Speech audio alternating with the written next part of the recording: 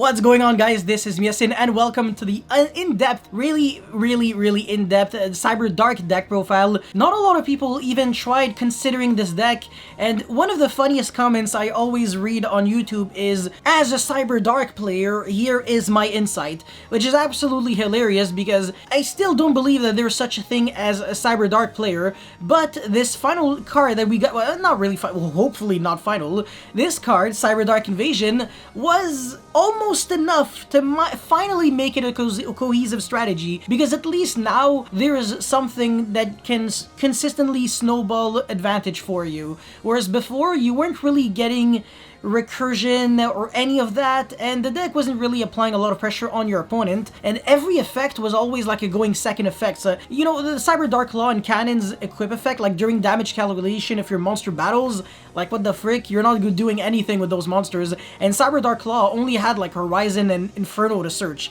because you're clearly not trying to play Impact, and that's it. There's no other CyberDark spell or trap. So yeah, this deck, really fun. Do I think it's tier 1? Absolutely not even close. I think it's tier... There's no such thing as tiers anymore. But this is probably just a fun deck that can probably win you locals, but that's kind of it. So don't expect it to be able to win YCSs or win Worlds or something like that. Absolutely not even close. So before you start, friendly reminder to like and subscribe. Motivates me so much to keep making videos like these. And now let's jump right into it. So as you can see, I'm playing 10 hand traps, and on paper the D shifter might look really random because I actually use the graveyard quite a lot, but it's the target for Magician Souls, so I can actually special summon it, because this allows you to make disgusting combos, and the combo video will be linked in the description box below, just to make sure that you're, you know, up to date with what I'm actually showcasing you right now. Otherwise, one might be like, whoa, why are you playing this card and why are you playing that card? Well, I'm going to make sure I explain as much as possible, but again, if you really want to see this deck's full potential, make sure you check out my combo video in the description box below. Anyways, D-Shifter is not just a hand trap, but also a target for Magician Souls, and that's pretty much it. So 2 is the perfect ratio. If you play 3, then you're just gonna dead draw this later on, and it's just not gonna be really good. And then 2 Ghost Bell, I wanted something to beat the Ice Dragon's Prison and stuff like that. And then obviously 3 Ash, 3 Droll, because I really want to build this deck to beat the combo decks. I feel like if I play against control decks on a game 1, there's a 0% chance that I win. So what I do is I accept defeat like a man, and then I move on into game 2 and 3, where I would just side deck a lot for control decks, and then it would become like okay. But yeah, for game 1, definitely no chance. Remember that Yu-Gi-Oh is a strategy game, and sometimes losing and choosing to lose against certain matchups in order to increase the win rate against other matchups can be itself considered a strategy, instead of trying to have just mediocre matchups all across the table. Anyways, Magician Souls, some people asked me if there is like a budget alternative to this card. Absolutely not. There is no alternative to a card like Magician Souls. I'm sorry, but a card that says draw 2 and then trigger 2 effects, it's broken for a reason.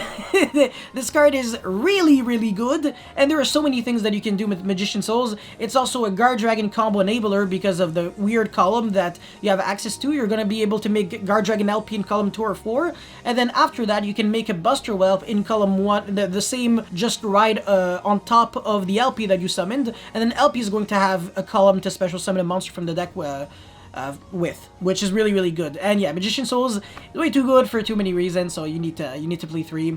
And then 3 CyberDark Edge. This is the only CyberDark monster that has the effect to equip back from the graveyard, but actually does something. The other ones just not really good enough. They don't do anything actually. Yeah, they just sit there in your hand, and then when you summon them, you're like, I wish this actually had an effect like piercing damage or inflict 300 when it destroys a monster. Like, bruh. But this at least has the effect to halve its attack to attack directly, which against certain decks that have maybe immortal monsters and something like that, well, at least you're going to be able to not only get damage off, but also safely go into damage calc, so you can use the effect of your Claw and Cannon, and then, you know, get your mill from the deck or extra deck to the graveyard, and play from there, which is really good.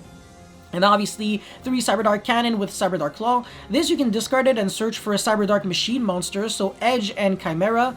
Or Chimera obviously don't play it. I think there's absolutely zero potential in a card like Chimera because it only works with Power Bond, but then it creates a weird situation where if you play Power Bond, then your deck is objectively worse because you're forced to play 2 Power Bonds, because if you draw 1, it is instantly a break because you won't be able to use it, since the only thing that makes Power Bond usable for CyberDarks is the added effect of CyberDark Chimera that states that you can use the materials from the graveyard by banishing them. Therefore, if you draw the Power Bond, you can't get to that effect, since you can only get that effect when you search Power Bond with Chimera, meaning that 1 Power Bond would be a brick, 2 would be what you would need in order to ensure that even if you draw 1, you're not screwed. But then the issue with that is that you're playing a deck that is so insanely inconsistent that you're going to start having unplayable hands going first and second, in a deck that is already really inconsistent to begin with, which is the main issue that I have. So instead of trying to make the deck worse and win Mori, just try to make it more consistent and make whatever it already does good better. So try just to have like a minimalistic vision in a way where less is more, because you're not trying to do too much, but whatever you do yeah, whatever. I think that was kind of unnecessary, but whatever you do actually ends up always being really efficient. So yeah, I hope this was clear enough, but if you still have some doubts, let me know in the comment section below. And yeah, obviously Claw searches for the spells and traps, so Horizon, Inferno, and Invasion. Anyways, now we have 2 Attachment Cyburn. This card I'm not super fond of, but it's a light attribute, so when you use a Horizon, you're forced to send 2 monsters with different attributes, Cyber and or CyberDark. So if you can send whatever, like Claw or Cannon, and then send the Attachment Cyber and then search for Edge or Cannon, well, you're going to be able to do kind of, I guess, some plays, because then you have Invasion, and then you can equip back your Cyber, and then you can get some recursion back. But this card combos really well with Magician Souls. Again, if you haven't seen my combo video, go watch it as soon as you can. And then obviously moving on into the CyberDark spells, the Inferno is a searchable one of that could actually technically search Super Poly, which is kind of cool. And also, as long as your CyberDark effect monsters are equipped with equipped with cards, your opponent cannot target or destroy them by card effects. And also, one of my favorite parts about Inferno, the real effect, the reason why I play it, is because you can bounce back a CyberDark monster from your field to the hand, and then if you want to, you can have you can immediately normal summon a CyberDark monster from your hand. So there are some combos where you can special summon the Claw from the deck with the effect of LP, and then you bounce it back with Inferno to go back to your hand, but then you don't normal summon, you keep it in your hand, and then use the effect to fetch the CyberDark Invasion, and you can kind of have your resource game from there, which is really nice. Alright, and then of course the Horizon, which is the weaker search card that the deck, I don't know, this is like one of the worst search cards I've ever seen in my entire life, because it's not a Rhoda, it only searches if you already drew a CyberDark card. So if you didn't, well, this card's just a blank in your hand until you draw one.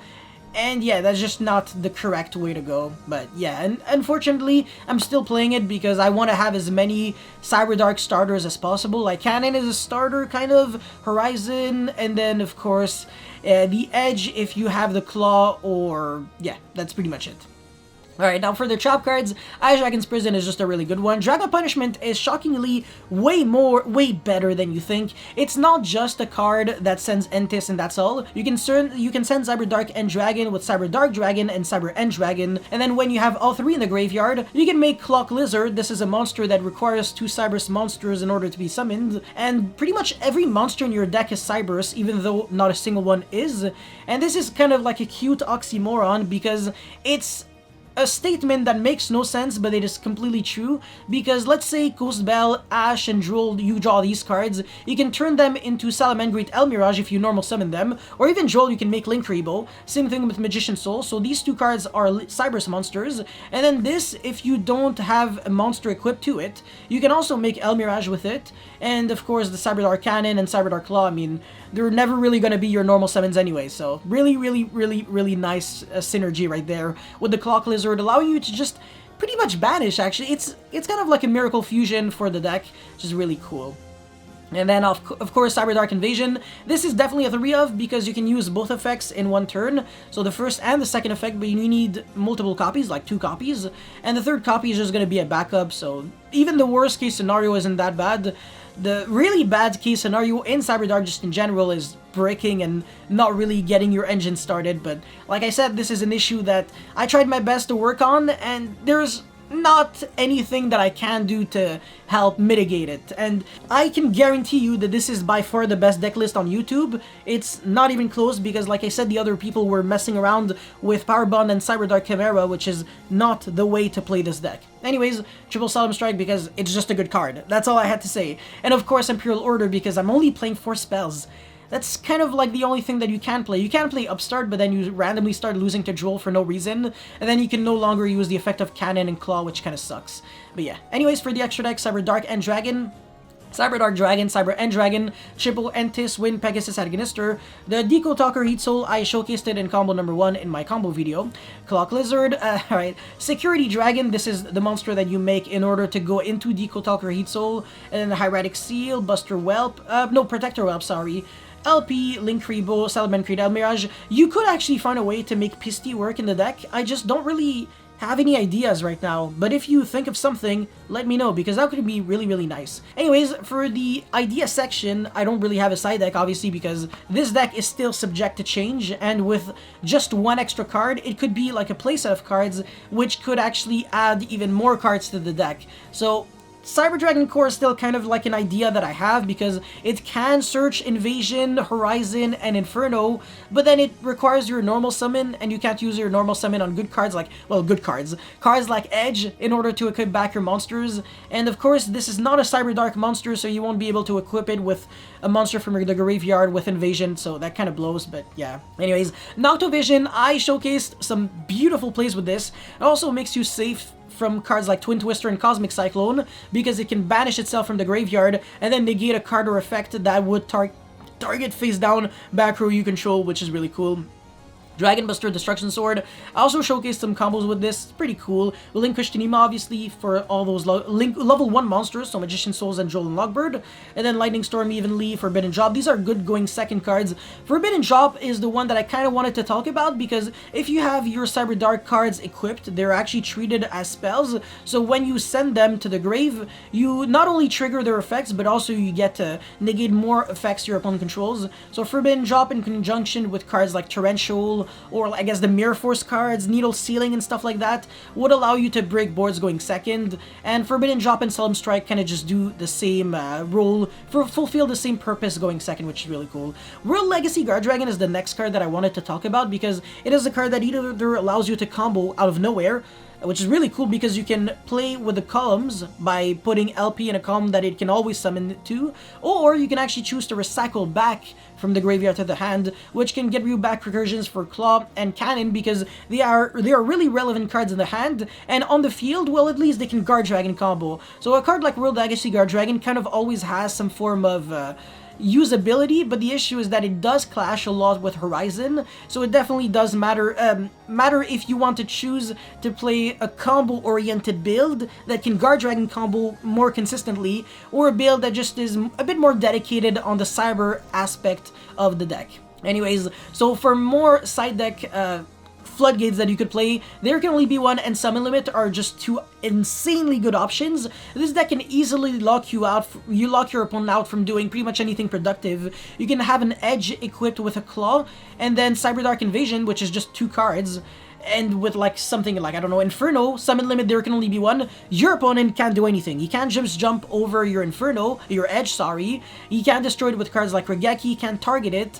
It's just a huge soft lock, and even if this dies because you sent it with Invasion, you can recycle it back and then use the effect to discard again, and then normal bounce back the Edge, and then normal summon again, equip again. So it's kind of like an infinite loop, and you always get those triggers with Invasion every single turn. So this deck, like I said, on game 2 and 3, definitely can keep up with Control. It just depends how you actually decided to build your deck in the first place. But yeah, that's that's pretty much it for this beautiful magnificence of a deck, CYBERDARK deck profile. I really hope you guys were able to learn a thing or two and enjoy. And of course, by the way, don't forget to buy my new merch, my new shirt. Everything should be in the description box below. The second link will be my Teespring store online. So if you want to support my channel, that would help me out a lot. I would appreciate it so much. And yeah, that's pretty much it. Thank you very much for watching, and I will see you next time. Peace.